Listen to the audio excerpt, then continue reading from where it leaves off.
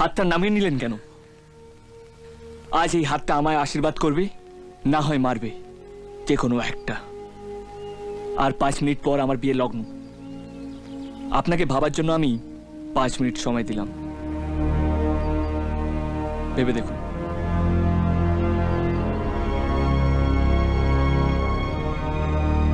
ভালো বাঁশটা দিলেন তো। যে বাঁশটা তুমি আমাকে 22 বছর আগে দিয়েছিলে সেটা আমি তুলে রেখেছিলাম, ফেরত দিলাম। তুমি যেদিন জোর করে আমার মেয়েকে তুলে নিয়ে গিয়ে তাকে বিয়ে করেছিলে, আমারও তোমার মতো রাগ হয়েছিল।